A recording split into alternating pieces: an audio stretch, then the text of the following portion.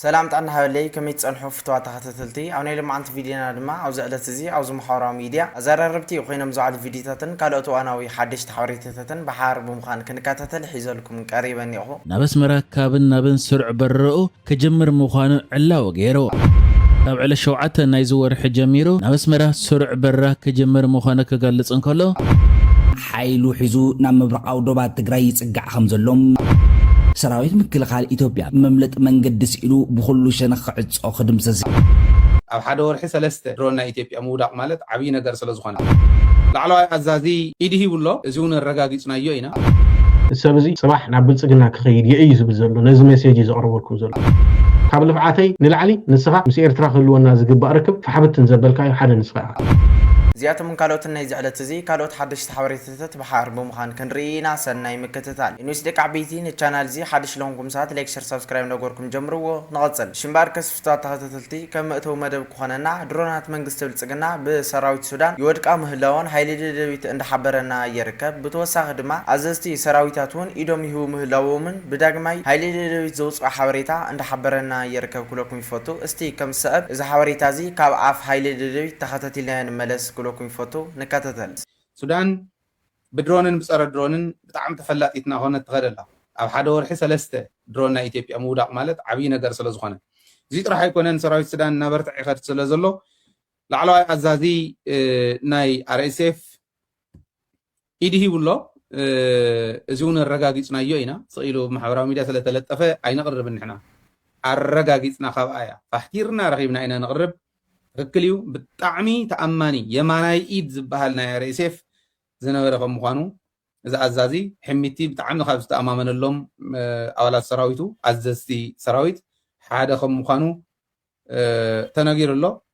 ኣብ ክልል ዳማዚን ዝበሃል እዩ ምክትል ኣዛዚ ኮሪ ነይሩ ግን ልክዕ ከም ናይ ኮራት ኣዘዝቲ ከም ናይ ኣርምታት ኣዘዝቲ ዝቆፅሮ ዝነበረ እዩ ኮማንደር آدم أحمد يزبال كوماندر آدم أحمد زتري وزلهمي بتعامي زت أمامنا اللي إني ريم زولو إننا إيدي هو الله أو سمونزي مالتيو كرمي سلسة معلتي إيدي هو إزمرحي سعون تفت آرقم زنبرة ولا politically ون politica ورديتو ناي ميليتر رديت راح تيكونه politica ورديتو ون بتعام سلسة أمامنا اللي زم خرانيرو وبرشنات كايرو خلو كافتم لعلوت أززت زولم بلعلي بتعمي نزي سمع خمس نورون يقلص ناي عرب ميدياتاتون مزرارة بخوينو خمس قناة أبوش تسراويت حميتي ننو علم بخبابي ببورسدان قص يخم نسخهم يبدانهم بزر علي يخم نسخهم يبدانهم من عينت ناي كبابي ناي بهير ናይ ብሄረሰብ ማለት እዩ ናይ ብሄረሰብ ዓይነት ንሕና ብሄረሰብ እንብሎ ኮማ ዓይነት ጎነፅ ከም ዝተፈጠረ ኣዘዝቲ ከምዚ ዝበሉ ኣዘዝቲ ኢዶም ናብ ሰራዊት ሱዳን መሃቦም ጥራሕ እንተይኮነ ተራ ሰራዊት እውን ይብተኖ ከም ዘሎ ይግለጽ ኣሎ እዚ ዝብተኖ ዘሎ ሰራዊት ንዕኡ ጥራሕ ኣይኮነን ተሓሳሲብዎ ንኢትዮጵያ እውን ብጣዕሚ ስለ ዘተሓሳሰባ ወይለይ ክንድዚኡ ክፍጠር ዲ ተባሂሉ أززت سراويت إثيوبيا نابناي حميتي كامبتات كيدوم أب فلاي أبناي بنشانغول كبابي أززت سراويت إثيوبيا كيدوم كتنا خرو قبلو مسؤون كمخرو كنز مكرو سراويت إثيوبيا ون مناعسة يسلطينو يهوو خمزلو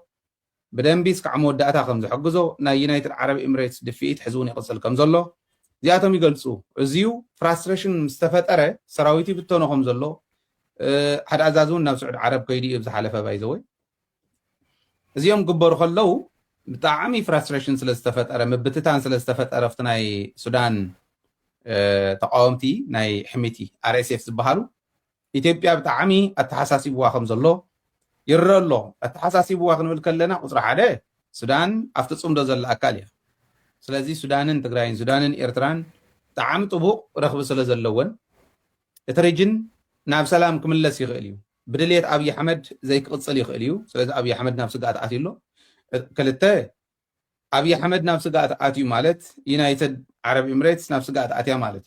سراويت حميتي تبتينهم مالت سراويت يونايتد عرب إماراتس تبتينهم مالت ምክንያቱ ዩናይትድ ዓረብ ኤሚሬትስ ነዚኦም ክልቲኦም ሒዛ እያ ትሬጅን ትሕምሶ ዘላ ብሱዳን ኣልፋሽካ ንምርካብ ብኢትዮጵያ እንተሽኒፋ እንተስዒራ ሕሞራን ተወሰነ ናይ ኣምሓራ መሬትን ሓዊሳ ምስ ኣልፋሽካ ሓዊሳ ናይ ምግቢ ሕስና ተረጋግፀሉ ኩነታት ንምምችቻው እዩ ናይ ዩናይትድ ዓረብ ኤሚሬትስ ጉዕዞ ናይ መዓድን ናይ ካሊእ እዚ ቱ ንባዕሎም ረብሓ እዮም ዝኸድዎ ዘለዉ ማለት እዩ ስለዚ ሕሚቲን ኣብይ ኣሕመድን ተሳዒሮም ማለት ንዩናይትድ ዓረብ ኤሚሬትስ ዓብይ ሓደጋ ከም ምዃኑ ስለዝተፈለጠ ናይ ድሮን መዓት ይመፅእ ኣሎ ከምቱ ቀዳማይ እውን ነቕርቦ ዝነበርና ሕዚ እውን ይቕፅል ኣሎ ናብ ባህር ዳር ናብ ካልኦት ናይ ድሮን ቤዛት ናይ ኢትዮጵያ ቦምባታት እንተይተረፈ ናይ ድሮን ቁምቡላታት እውን ይቕፅል ኣሎ ዝብል መረዳእታ እዩ ዘለና እቲ ፍራስትሬሽን ግን ኣብ ሕሚቲ ጥራሕቲ ኣይኮነ ኣብ ኣብይ ኣሕመድ እውን ከም ዝተረኣየ እዩ ቱ መረዳእታና ማለት እዩ ካሊእ ጋሻ እውን ስለ ዘለኒ ብድሕሪት ኣሎ ተስፋ ልደት ይርአካ ኣለኹ እየ ክእትወካ እየ ክልቲአን ክንርአን ማለት ንዓኻ እውን ከይሕዘካ ኣብዚ ሕዚ ዝገለፅክዎ እውን ሓሳብ እንተሃሊካ ክትህብ ትኽእል ኢኻ እንተዘይኮይኑ ጌታቸው ረዳን ጻድቃንን ኣብ ልዕሊ ኤርትራ ኣብ ዝለምቅነ ዝሕለፍዎ መልእኽቲ ኣሎ እዚ ኤርትራን ትግራይን ሰላም ፈጢረን ኣብ ዝኸዳሉ እዋን ኤርትራን ትግራይን ሰላም ፈጢረን ማለት መሪሕነት ትግራይን መሪሕነት ኤርትራን ሰላም ፈጢሮም ማለት ህዝቢ ኤርትራን ህዝቢ ትግራይን ሰላም ስለ ዝደሊ ሰላም ንኽንረክብ ኣብቲ ከባቢ ናይ ልምዓትን ናይ ሰላምን ምንቅስቃስ ተዘይኮይኑ ኩናት ዝበሃል ድምፂ ኩናት ከይስማዕ እዩ ዝኽየድ ዘሎ ኖ ኩናት ተዘይተፈጠረ ዝብል ዝዓይነቱ እዮም ክዛረቡ ቀንዮም ብዛዕባ ኤርትራን ብዛዕባ ትግራይን ማለት እዩ የፍቷት ተኸታተልቲ እቲ መደረ ወይ ከዓ ሓበሬታ ሃይሊ ደደቢት ነቲ ተኸታተልኩሞ ይመስል ነይሩ ማለት እውን ኣብዚ ሰዓት ድሮናት መንግስቲ ብልፅግና ካብ 3 ንላዕልን ልዕሊኡን ብሰራዊት ሱዳን ይወድቃ ምህላውን እንዳሓበረና ፀኒሑ እዩ እዚ ጉዳይ እዚ ዘርእየካ ድማ እቲ ብወገን መንግስቲ ብልፅግና ዘሎ መራሒ እዚ ፅምዶ እዚ ክንደየናይ ሸቕሎትን ራዕድን ኮይኑዎ ከም ዘሎ እንዳረኣናዮ ንርከብ እቲ ኣብ ጎኒ መንግስቲ ብልፅግና ኮይኑ ኣጁኻ ዝብሎ ዝነበረ ሓይሊ RSF ድማ ኣብዚ ሰዓት ይድኳዕ ምህላውን መሪሕነቱ ድማ ናብ ሰራዊት ሱዳን ኢዶም ይህቡ ምህላዎም እንዳሓበረና ፀኒሑ እዩ እስቲ ኣብዚ ጉዳይ እዚ እንታይ ሓሳብ ኣለኩም ኣብ ቦታ ኮመንት ተቐምጡለይ ብትሕትና ይለዋወኩም ሽምባር ከስፍቷት ተኸታተልቲ እዚ ኻብርኣና እስቲ ናብ ዝቕፅል ቪድዮ ንስጋር ሽምባር ከስፍቷት ተኸታተልቲ ካብዚ ብምቕፃል ድማ ኣብ መንጎ ናትና ኤልያስ መላሽን ሃይሊ ደደቢትን ኣብዚ ሕዚ ሰዓት ሓያል ዝኾነ ጎንፂ ከም ዝተፈጠረ ክሕብረኩም ይፈቱ እስቲ ንካተተል ሰብ እዚ ፅባሕ ናብ ብልፅግና ክኸይድ የእዩ ዝብል ዘሎ ነዚ ሜሴጅ ዘቕርበልኩም ዘሎ ሶንስኻ ኣብ ዝሓለፈ 3 ዓመታት ድሕሪ ፕሪቶርያ መራሕቲ ሕወሓት ንምንታይ ይደልዩኻ ነይሮም ነቲ ጊዜያዊ መንግስቲ ናይ ትግራይ ወይ ንጌታቸው ረዳ ወይ ንጻድቃን ክትድህሎን እቲ ንሳቶም ኣብ ትግራይ ሓሲቦምዎ ዝነበሩ ፖለቲካ ንምፍሻል ተጠቒሞምልካ which means ብሓፂሩ ንስኻ ድሕሪ ናይ ፕሪቶርያ ውዕል ተጠቒሞም ዝደርበዩኻ ክስታይ ኢኻ ማለት እዩ ክስታይ ማለት ኣይሆፕ ተረዲእኩም ኣሎ ከምኡ ኢኻ ሶንኾም ተጠቒሞምልካ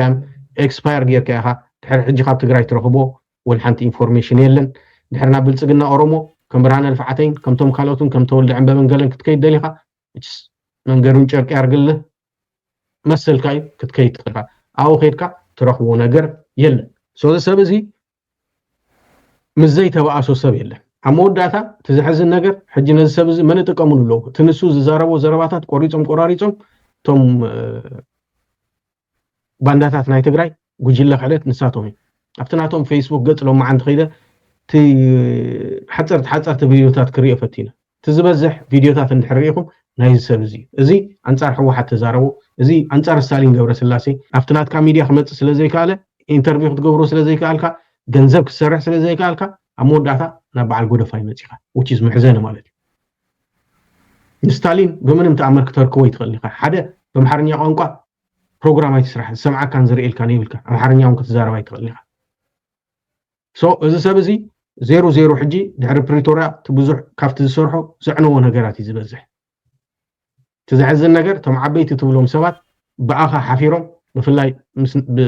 ብኤርትራ ዝምልከት ንስኻ ብትዛረቦ ዝሕፍር ኣፀያፊ which is ንወለዶታት ፅባሕ ነገራት እንድሕር ተገልቢጡ ንስኻ ወይ ናብ ብልፅግና እንድሕር ከይድካ እንታይ ኢሎም ብዛዕባኻ ከም ዝዛረቡ ኣነ ፈልጥ እየ ሶ ንስኻ ኣብቲ እዋን ኩናት ናይ ትግራይ ኤርትራውያን በብዝረኸብኩሞም ቅተልዎም ትብል ዝነበርካ ሰብ ኢኻ ትማሊ ቅድሚ 4 ወርሒ ድዩ ቅድሚ 5 ወርሒ ኹን ሰራዊት ኤርትራ ካብ መሬት ትግራይ ተዘይወፅዩ ተደኪሩ ይወፅ ኢልካ ሕጂ እንታይ ኾንካ ከምኡ ዘይትብል ክትብል ኣይትኽእልኒ ኢኻ ምክንያቱ you know what is the fact in the ground ኣብ መሬት እንታይ ይስራሕ ከም ዘሎ ወይ ዳ ደንቆሮ ኮይንካ ዘይርድእካ ኮይኑ እምበር ክንደይ ስራሕ ይስራሕ ዘሎ ነቶም ብዙሓት ዘይትፈልጡ ተጋሩ ኹኑ ኤርትራውያን እዚ ሰብ እዚ ሎሚ ዓመት ናብ ኣስመራ ክመፅእ ሓሲቡ ነይሩ ሎሚ ዓመት ናብ ኣስመራ ክመፅእ ደልዩ ካብቲ ዝቐመጦ ፕሪኮንዲሽን ንፕሬዚደንት ኢሳያስ ኣፈወርቂ ቃለ መጠይቅ ክገብረሉ ኢሉ ቃለ መጠይቅ እንድሕር ዘይገብረሉ ኸይደ ኣይመፅን ኢሉ ባዕሉ እውን ነጊርና እዩ ሕጂ ኢማጂን እዚ ሰብ እዚ ትማሊ ፖለቲካ ዝጀመረ ኣብ ፖለቲካ ናይ ትግራይ ናይ ኢትዮጵያ ወይ ናይ ኤርትራ እዚ ሰብ እዚ ካብ 6 ዓመት ንላዕሊ ዕድመ ይብሉ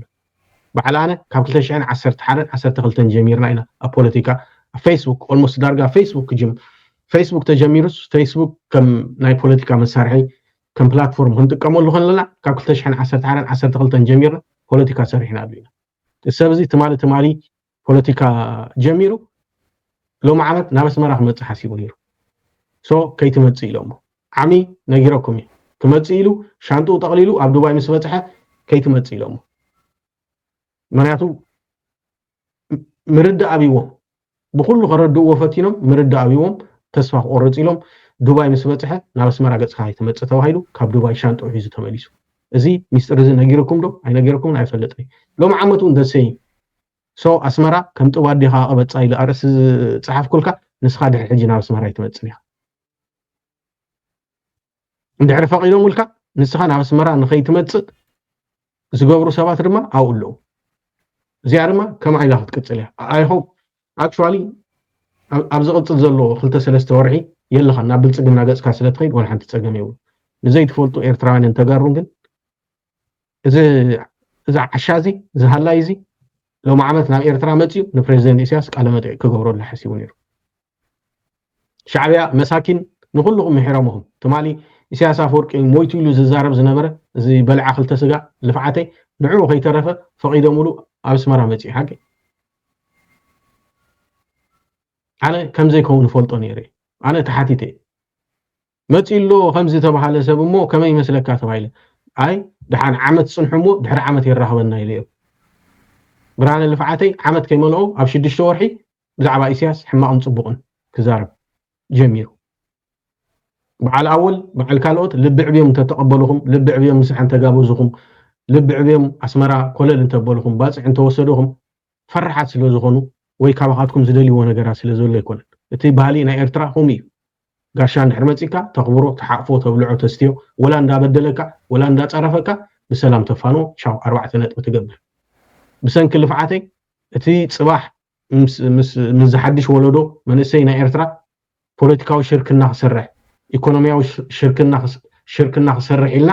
ዝሓሰብናይ መንእሰይ ብሰንኪ ልፍዓተይ ብዙሕ ነገር ተዓፅዩ እዚ ትፈልጡ ኣይትፈልጡን እዮም ግን ሎም ዓንቲ ነግረኩም ኣለኹ ካብ ልፍዓተይ ንላዕሊ ንስኻ ምስ ኤርትራ ክህልወና ዝግባእ ርክብ ፈሓብትን ዘበልካዮ ሓደ ንስኻ ኢኻ ዳስዋይ ናብ ዓዶም ናብ ኤርትራ ናብ ኣስመራ ክትመፅእ ዘይደሊኻ ድሕሪ ሕጂ ድማ كوميل كاخيت يفتو تخاتلتي اتي غونصي ناي كلتيوم اكتيفيستات او درجه زي كم زصحه اندارنا يو صنحنا عينا مالتو وناتنا ال اسملاش بصحات غدات هايل ددبيت انداو صنحيو اذن يلكا خطنتن ايغبان وي كع ناتنا ال انتيلو كدغم يولم بحاليه كلوكم فوتو ازي غونص ازي امونغو هايلن ناتنا اليو كلوكم فوتو از غداي زدما ببعرسوم تراداديون كفتحو زلو نغري كلوكم فوتو مالتو غناو زحات ساعات كلتيوم عوال صمدوم خانم كلنا انفلطو غدايو كلوكم فوتو زوم عوالات صمدو كباستلو اتي بوغن منغست بلصقنا زلو مراحي انت عينت حغوسكم سمعو كلنا انفلطو غدايو كلوكم فوتو استي اوز غداي زي حساوي كعري تتحليكم ابوتاكم انت تقومطلي بتحتنا يلاو كاوز بمصال لما اتي بوغن منغست بلصقنا بزع جنرالات ارترا استحسو حسوتات اول سعيد اوز الساعات اندا قالعو يركب استي نكاتتل جنرال فيليبوس هاديمو إلو سي وا حفرت البحال اللون أي تحفرون لهم إليه تليفون دو إليه جنرال الله عبزي خالو خوي يخي دوزقنا سبسخ حتى خالي نايرترا سب سلطان متشم برشاشاتن بتانكتاتن كم ناي بلصقنا مرحتي يكونن بخونه محبراوي قاطاميتات اب قبري اب مرعى بحزن ترخموم يم محبراوي وطم ምስ ህዝቢ ጀነራል ፊሊጶስ የለን ሃዲሙ እንድሕር ክትብል ኮንካ ብዛዕባ ህድማ ትምህርቲ የብልካን ማለት ጀነራል ፊሊጶስ ንህድማ ጽሒፉ ጥራይ ዝኽእላ ምክንያቱ 65 ዓመት ኣትኪሉ መኸተ ዘሎ ሰብኣይ ብማንም በላዕ ውዳቕ ዝንጠል ኣይኮነን ራይ ከምኡ ምስ መፀ እዚ ሰብ ዝደወለለይ ሓቶ ኣነ ሕጂ ዋንታ ሓወይ ኣይተሓፍሩ እንዲኹም ከ ሃዲሙ ክትብሉ ከለኹም ኢለ ኣወል ዓርከይ ትድርበሽዋ ዘለኹም ሓንቲ ነገር ኣላ ብብልፅግና ከም ስርዓት ከም ቅዲ ተታሒዛ ትስራሕ ኣላ ዘላ ኢሉኒ ተኣኢለ ዋላ 10 ሰብ ከተጋግን ትኽኢላ ተሓበሬታ እኽልትያ ገሪማትኒ ማለት እንታይ ዓይነት ገንዘብ ኣብ ማሕበራዊ መራኸቢ ተፈኒሎ ንዓና ንምድኻም ንፅምዶ ንምሕንኳል ካብዚ ሰብ እዚ ሰብ ሕጂ ታሽሙ እዩ ዝሰርሕ ምሳና ሰሪሑ ምስ ብልፅግና ሰሪሑ ናቶም እዩ ግን እንታይ ይድለን ደሎ ሕሰቦ እሞ 10 ሰብ ተማዊቶም ልሕዮ ካብ ዝእዝኖም ጀነራል ፊሊጶስ ሃዲሙ እንድሕር ሰሚዖም ካብ ሰራዊት ትፍጠር ሃጓፍ ንዓና ረብሓ ያፍተዋት ተኸታተልቲ እግሪ መንግስቲ ብልጽግና እንዳኸደ ሓሶት መንግስቲ ብልጽግና ምውራድ ወይ ከዓ ናብ ህዝቢ ምቅላዕ ዘይስልችዎ ኣወል ስዒድ ኣብ ዝሕዝ ሰዓት ሓሶታት መንግስቲ ብልጽግና በብሕድሕደን ናብ ህዝቢ እንዳቃልዕን ይርከብ ወይ ከዓ እንዳሰማዕናዮ ፀኒሕና ኢና ክብለኩም ይፈቱ ማለት እውን ጀነራላት ኢትዮጵያ ምስ ህዝቦም ርክብ የብሎምን ኢልካ ጀነራል ፊሊጶስ ኣብ ጎደና ተረኣኻዮ ሃዲሙ ኣምሊጥ ኢልካ ምዝራብ ዝሕፍር እዩ ክብል መልሲ ይሁን ክብለኩም ይፈቱ እስቲ ኣብዚ ጉዳይ እዚ ሓሳብ ወይ ከዓ ርእይቶ ተሃሊኩም ኣብ ቦታ ኮመንት ተቕምጡለይ ብትሕትና ይላወኩም ካብዚ ወጻል ድማ ሰራዊት ኢትዮጵያ ኣብ ዝሕ ሰዓት ናብ ደቡብ ትግራይን ኤርትራን ይጽጋዕ ምህላው ዝብል እንትኸውን እዚ ተጸግዕ ዘሎ ሰራዊት ድማ ከም ዘይዋጾ ከንሰሓብ ከም ዘለዎ ትንትንቲ ፖለቲከኛታት ናይዚ ሚድያ እንዳሓበሩ ይርከቡ እስቲ ከም ሰዓብ ተኸታቲልና ንመለስ ሰራዊት ምክልኻል ኢትዮጵያ ካብትን ዓመታት ኣዘራራቢ ኮይኑ ዝጸንሐ ዞባ ምዕራብ ትግራይ ውልቃይት ሕመራን ጸገደን ሓይሉ ሒዙ ናብ ምብራቃዊ ዶባት ትግራይ ይጽጋዕ ከም ዘሎም ሓደሽቲ ጸብጻባት ይስምዑ ኣለዉ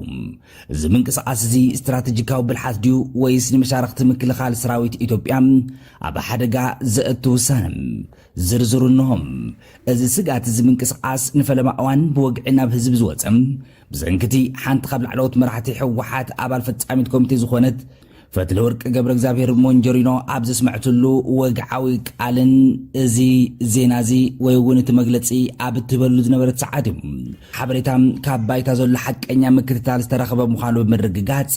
እሞ ዝኸስ እዚ ክሳብ ክንደይ ሓቂ እዩ መከላከያ ከም ንምንታይ ካብ ምዕራብ ዞባ ናብ ምብራቕ ዞባ ትግራይ ዝግዕዝ ዘሎም ክልተ ጂኦፖለቲካዊ ትርጉማት ምዕራብ ምብራቕን ትግራይን ክንምልከት ከለና ዝምለሱ ሕቶታት እዮም ቀድሚና ብተዓሚቕ ትንታነ ምእታውና እውን ዞም ክልተ ዞባታት እዚኦም ዘለዎ ወታደራዊ ኣቀማምጣ መርዳእ ወታደራዊ ስሕበቶም ኣገዳሲ እዩ ምዕራባዊ ዞባ ብፍሉይ ወልቃይትን ሕመራን ጸገደን ዘጠቓልል ኮይኑ ምስ ሱዳን ኤርትራን ዘዳውብ ንዓመታት ዓብዪ መሰሓሓቢ ዝተኻየደሉ ሓያሎ ወታደራዊ ሓይልታት ዝተዋፈረሉ ከባቢ እውን እዩ ምብራቃዊ ዞባ ኣምስ ክልል ዓፋር ዝዳወብ ዶብ ኮይኑ ንማእኸላይ ትግራይ እውን መቐለን ምጥቃዕ ይኹን ንምቁፅጻር ኣዝዩ ቀረባን ምቹዕ ከም ዝኾነ ሰራዊት ምክልኻል ኢትዮጵያ ይግምግም ሓደ ካብቲ ወታደራዊ ተንተንቲ ዝስምዕሉ ዘለው ነጥቢ ሰራዊት ምክልኻል ኢትዮጵያ ኣብ ዞባ ምዕራብ ትግራይ ሳንድዊች ወይ ድማ ብኩሉ ሸነኽ ዝተዓፀወ ሓይሊ ንኸይኸውን ዘለዎ ዓብዪ ስግኣት እውን እዩ ኩናት ምስ ዝውላዕ ኣብ ምዕራብ ትግራይ ዘሎ ሰራዊት መከላከያ ካብ 4 ኣንፈታት ክጸቅጽ ይኽእል እዩ ካብ ወገን ምዕራብ ብሰራዊት ሱዳን ኣርሚ ሰብዓ ዝመጽእ ጸቕጢ ብወገን ሰሜን ምስ ኤርትራ ዘሎ ዶብ ኮይኑ ኤርትራ ብቐጥታ መሬታዊ መጥቃዕቲ እኳ እንተዘይፈጸመት ካብ መሬታ ብኸቢድ መዳፍዕ ክትድብድብ ምኽኣልን ካብ ወገን ምብራቕ ድማ ሓይልታት ትግራይ TDF ንፈለግ ተከዘ ሒዞም ናብ ውሽጢ ወልቃይት ክኣትዉ ክኽእሉ እዮም ብዝብል እዩ ካብ ወገን ደቡብ ሓይልታት ፋኖ ክጸቕጡ ይኽእሉ እዮም እዚ ማለት ሰራዊት ምክልኻል ኢትዮጵያ ኣብቲ ከባቢ መምለጥ መንገዲ ስኢሉ ብኩሉ ሸነኽ ክዕጾ ክድምሰስ ይኽእል እዩ ስለዚ እቲ ካብ ምዕራብ ሓይልታት ናብ ምብራቕ ምግዓዝ ካብዚ ከቢድ ወታደራዊ ሓደጋ ንምድሓን ዝተገበረ ናይ ምክልኻል ስጉምቲ ክበሃል እውን ይኽእል እዩ የፍትዋታ ተተልቲ ብብዙሕ አንፈታት አባላት ጽምዶ ዝኾኑ ሰራዊታት ነዚ አቲ ዘሎ ሓይሊ ወይ ከዓ ናብ ደቡብ ትግራይን ኤርትራን ተጸጊዑ ዘሎ ሓይሊ ከውጽዎ ምዃኑን ብሕጅቱ እዚ ወሲድዎ ዘሎ ስጉምትታት እውን ከቋርጾ እዞም ተንተንቲ ፖለቲከኛታት እንዳሓበሩ ይርከቡ እስቲ ኣብዚ ጉዳይ እዚ ሓሳብ ወይ ከዓ ርእይቶ ተሃልይኩም ኣቦታ ኮመንት ተቀምጥልይ ብትሕትና ይላወኩም እሽምባር ከስፍትዋታ ተተልቲ እዚ ኸብራና እስቲ ናብ ዝቕጽል ቪድዮ ንስገር ሱዳን ዝመደበሮ መንገዲ ኣየር ባድር ካብ ዕለት 7 ናይ ዝወርሒ ጀሚሩ ናብ ኣስመራ ካብን ናብን ስሩዕ በረኡ ክጅምር ምዃኑ ዕላው ገይሩ እቲ መንገዲ ኣየር ብመንገዲ ሓዳስ ኤርትራ ኣብ ዘውፅኦ ዕላው መግለጺ ካብ ዕለት 7 ናይ ዝወርሒ ጀሚሩ ናብ ኣስመራ ስሩዕ በረራ ክጅምር ምዃኑ ክገልጽ እንከሎ በጃካቲ ኣስመራ ፖርት ሱዳን ኣዲስ ኣበባ ፖርት ሱዳን ኢንተቤ ኡጋንዳ እውን በረራ ክጅምር ምዃኑን በረርኡ ከዓ የሰፍሕ ምህላውን ኣፍሊጡ ናይ ካልእ ዓድታት በረራ ድማ ኣብ ቀጻሊ ዕላው ክገብር ምዃኑ ኣብቲ መንገዲ ጋዜጣ ሓዳስ ኤርትራ ወፂ ዘሎ ዕላው መግለጺ ናይቲ መንገዲ ኣየር ይገልጽ እቲ መንገዲ ኣየር ናብ ኤርትራ ዕላው በረርኡ መጅማሩ ኣብ ዝሓለፈ ቀረባ እዋን ኣብ ማዕርፎ ነፈርቲ ኣስመራ ላዕለዎት ሰበስልጣን ክልቲአን ሃገራትን መራሕቲ እቲ ትካልን ኣብ ዝተረኽብሉ ስነ ስርዓት ምረቓ ተገይሩ ነይሩ እዩ ዋና ዳይሬክተር ሲቪል አቪዬሽን ኤርትራ ጳውሎስ ካሕሳይ ኣብ ዘስምዖ ቃል እቲ መንገዲ ኣየር ካብ ፖርት ሱዳን ናብ ኣስመራ ዝጅምሮ ንግዳዊ በረራ ናብ ሃገራት ኣፍሪቃን ማእከላዊ ምብራቕን ንዝጓዓዙ ገያሾ ሰፊሕን ተወሳኺን መረጫታት ዝፈጥር ምዃኑ ሓቢሩ ነይሩ እዩ እዚ ብሱዳናውያን ሰብ ሃብቲ ዝውነን ብ1997 ዝጀመረ ኩባንያ ኣብ ዝቐረበ እዋናት ተበጻሕነቱ ንምስፋሕ ዓበይቲ ስጉምታት ክወስድ ጸኒሑ እዩ እቲ ትካል ምስ ቱርኪ ኢስታንቡል ዘራኽብ ሓድሽ መስመር ምኽፋቱ መርበባት በረርኡ ንምዕባይ መሰረት ዘንበረ ክኸውን እንከሎ ቀጺሉ ድማ ናብ ግብፂ ካይሮ ዝገብሮ በረራታት ብምጅማሩ ንመገሻታት ኣብ ዞባን ኪኒኡን ዓብ ምቅላል ፈጢሩ እዩ ዝርከብ የፍትዋታ ተተልቲ ናይ ልምዓንቲ ቪድዮና ነዛስካ ሓዝ ተኸታተልኩማ ትመስል ነይራ ብኻሊእ ብልቕጽል ቪድዮ ሰዓን ራኸብ ብዘለኹም ይመችኹም ሰላም ኩለይ ሰሰና እዩ